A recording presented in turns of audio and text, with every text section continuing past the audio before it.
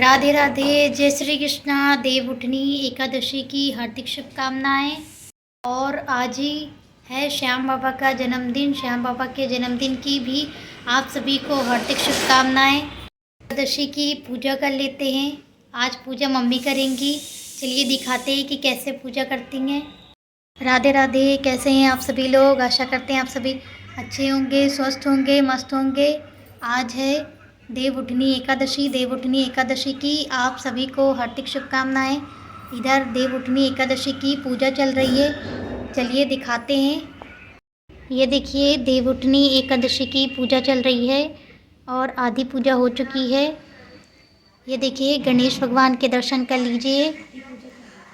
बस कथा पढ़नी रह गई है, बाकी पूजा हो गई है। देखिए विष्णु भगवान के दर्शन कर लीजिए, केशव बाबू के दर्शन कर लीजिए। और अब कथा पढ़ेंगे और उसके बाद आरती होगी।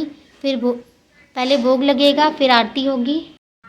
चलिए अब संकल्प ले लेते हैं। कोई भी पूजा से पहले संकल्प जरूर लिया जाता है, इसलिए इधर मम्मी संकल्प ले रही हैं। पूजा एकादशी की पूजा का संकल्प ले रही हैं। संकल्प लेने के बाद में भोग लगाएंगे भगवान जी को। पहले गणपति महाराज को भोग लगाने देंगे, फिर लक्ष्मी नारायण को भोग लगाएंगे। भोग लगाने से पहले तुलसी दल जरूर डालेंगे, उसके बाद केशव बाबू को भोग लगाएंगे। और आज भोग में सिंघाड़ा, गन्ना, अमरूद 5 तरीके के फल का आप भोग लगा सकते हैं। शकरकंदी का भी भोग लगा सकते हैं, आंवले का भी भोग लगा सकते हैं। और ये है गन्ना, गन्ने का भी भोग लगाया जाता है आज के दिन। भगवान विष्णु की सबसे प्रिय तुलसी है, तो उन्हें तुलसी चढ़ाएंगे। और फिर उसके बाद भोग लगाने देंगे।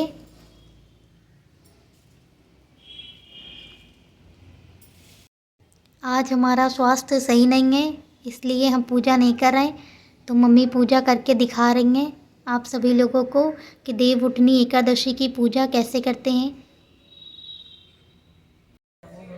कथा पढ़ने से पहले मंत्र का जाप करेंगे और उसके बाद में कथा पढ़ेंगे। और कथा पढ़ने के बाद तुरंत आरती करेंगे।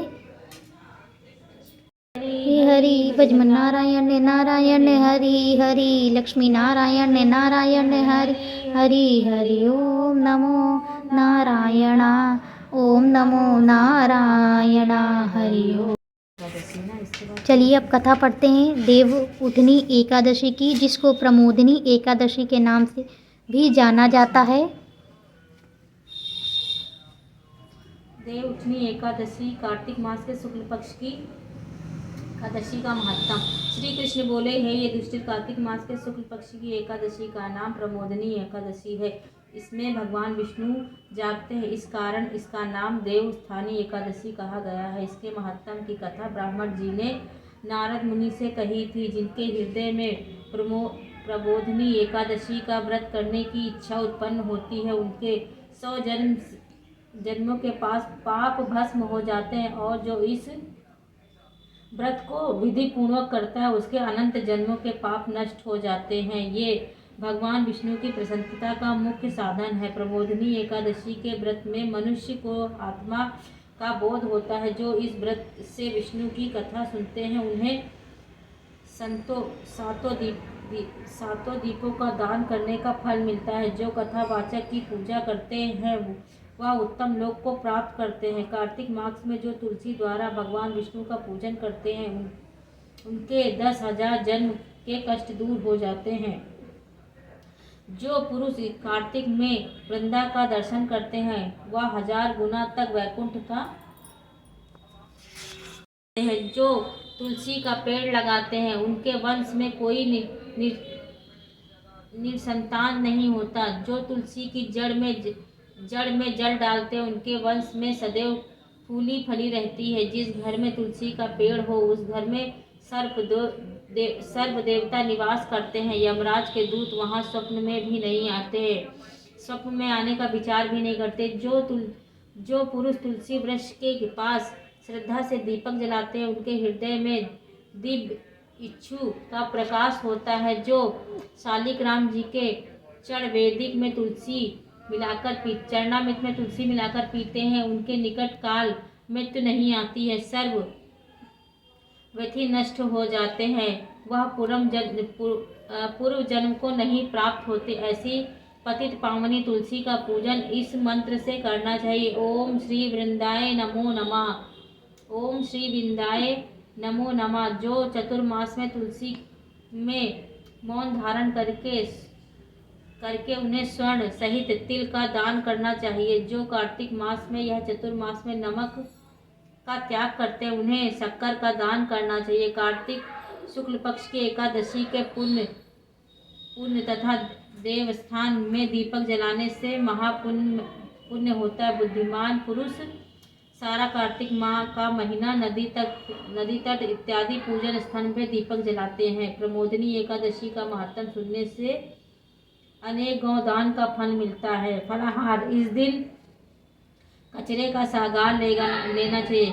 कचरा मेवा, दूध, दही, सिंघाड़ा, आलू तथा फल इत्यादि लिए जा सकते हैं। बोलो भगवान विष्णु की जय, माता लक्ष्मी की जय, एकादशी माता की जय, प्रमोदनी एकादशी की जय। और आज ही के दिन तुलसा जी का विवाह भी कराया जाता है। आज से लगाकर 5 दिन तक पंचभिषु दिवस भी चलता है, जिसमें व्यक्ति अगर कार्तिक स्नान नहीं कर पाता है तो वह 5 दिन का स्नान जरूर करता है। चलिए अब आरती प्रारंभ करते हैं।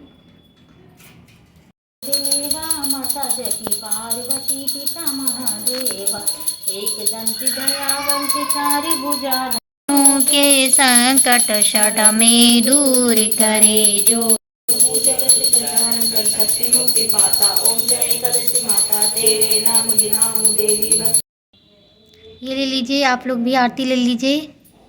एकादशी की आरती हो चुकी है